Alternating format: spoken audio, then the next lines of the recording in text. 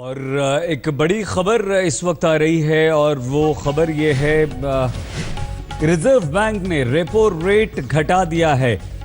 जिस कर्ज नीति की समीक्षा की बात हो रही थी तो रिजर्व बैंक ने रेपो रेट को घटाया है और ये एक बड़ी खबर है।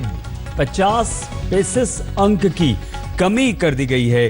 तो ये अंदाज़ा इसी बात का लगाया जा रहा था कि अगर कमी होती है और अगर कमी होती है तो लोन पर ब्याज दर सस्ता हो सकता है, यानी कि लोन पर फायदा हो जाएगा। ईएमआई में फायदा होने की बात थी, वही हुआ है। जो अंदाजा लगाया जा रहा था उसी तरह से ये हुआ है। तो आरबीआई ने, रिजर्व बैंक ने यहां पर रेपो रेट को घटा दिया है। इससे सीधे सीधे किस तरह से ईएमआई पर असर पड़ेगा, हम आपको मुंबई लिए चलते हैं। वीरेंद्र सिंह गुनावत हमारे संवाददाता हमारे साथ हैं। वीरेंद्र, क्या फायदा होगा, क्या फर्क पड़ेगा इससे? ये आम आदमी, देश के आम आदमी जो बैंकों से लोन लेके बैठे हुए हैं या फिर लेना चाहते हैं, उनके लिए काफी अच्छी खबर है, क्योंकि आरबीआई ने हमेशा की तरह सरप्राइज किया है। 50 बेसिस पॉइंट की कटौती की है। इसका साफ संदेशा ये है कि बैंकों को अब संदेशा दे दिया गया है कि आपको अभी अपने लेंडिंग रेट कम करने होंगे। यानी जो घर कर्ज होता है, जो कार के कर्ज होते हैं, उसमें ईएमआई में कम आपको कटौती करनी होगी। आरबीआई ने साफ तौर पे कहा है कि जनवरी 2015 से लेकर अब तक हमने 125 बेसिस पॉइंट में कटौती की है, लेकिन बैंकों ने सिर्फ 30 बेसिस पॉइंट की कटौती की है। यानी फायदा बहुत ही कम पहुंचा है आम आदमी तक। तो इसका आरबीआई ने साफ पॉलिसी में कहा है कि अब बैंकों के पाले में गेंद चला जाता है, अब उनको आम आदमी तक ये फायदा पहुंचाना होगा। तो कुल मिला के इस पॉलिसी में 2-3 बातें कही गई है। जो इस देश भर में जो बारिश का जो असर था वो बहुत ही कम हुआ है, क्योंकि सरकारी जो एक्शंस लिए गए थे, खासतौर पे दालें और प्याज को लेकर, उनमें सरकारी जो काला बाजार जो होता था उसमें काफी एक्शन लिया गया, जिसके कारण इन्फ्लेशन कम हुआ है। और यही इन्फ्लेशन कम होने की वजह के कारण आरबीआई ने अपने 50 बेसिस पॉइंट की कटौती कर ग्रोथ को बढ़ाने की कोशिश की है। कारोबार जगत को एक नई जान डाली है और आम आदमी तक फायदा पहुंचाने की कोशिश की है। मतलब उद्योग जगत को भी इससे फायदा है, आम आदमी को भी इससे फायदा है। लेकिन जो बैंक का आपने जिक्र किया था वीरेंद्र, कि बैंक्स के पाले में अब गेंद चले गई है और वो उस अनुपात में दरें कम नहीं करते हैं जिस अनुपात में यहाँ पर कम हुई है। तो क्या इसके लिए कुछ किया जाएगा वीरेंद्र?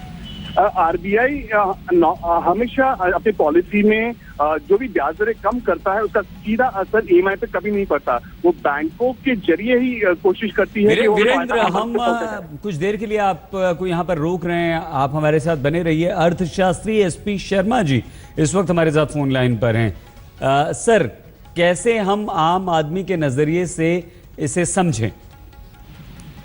देखिए, ऐसा है, जब इंटरेस्ट रेट जो अभी हम देख रहे थे काफी हाई पे थे इंडिया में, और जिससे जो आम आदमी की जिसकी आप बात कर रहे हैं उसकी जेब के ऊपर काफी फर्क पड़ रहा था और काफी असर था।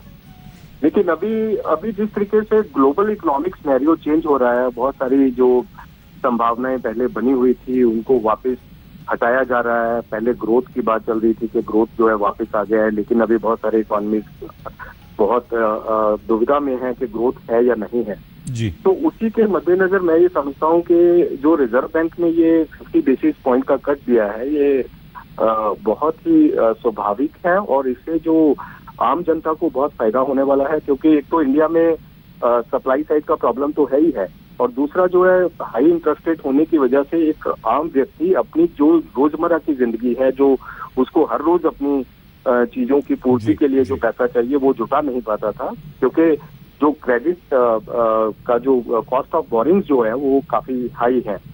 तो मैं समझता हूँ कि एक बहुत ही अच्छी दिशा में लिया गया कदम है, उसका आने वाले टाइम में बहुत अच्छा फायदा होने वाला है। जी शर्मा जी, से अगर हम और आसान शब्दों में एक आम इंसान के नजरिए से समझना चाहें, तो जिसने होम लोन लिया हुआ है, जिसने कार लोन लिया हुआ है, क्या उसे सीधे तौर पर इसका फायदा हो सकता है?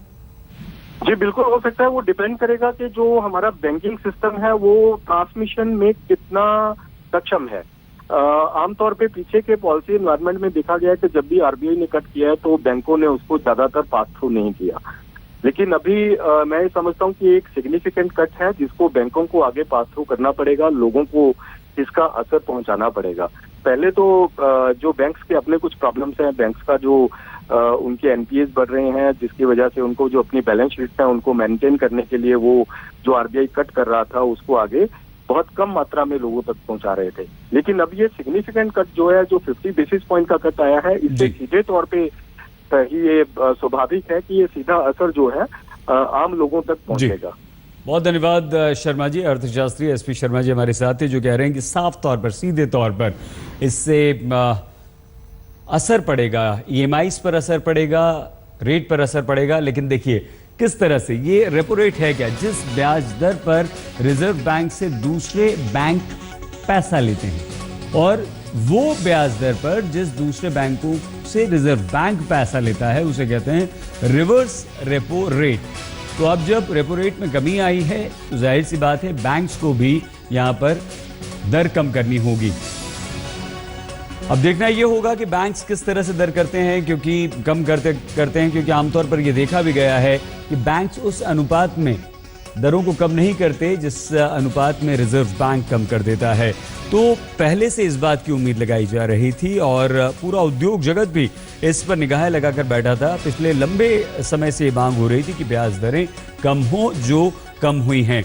तो आरबीआई ने ब्याज दरें कम कर दी हैं। व्यापार जगत के तमाम लोग इस पर उम्मीद लगाकर बैठे हुए थे। आम आदमी की ईएमआई इससे साफ तौर पर जुड़ी हुई है। वहीं शेयर बाजार की अगर बात करें तो शेयर बाजार में तेजी इससे होगी या नहीं, इसका दारोमदार भी यहीं पर इससे होता है।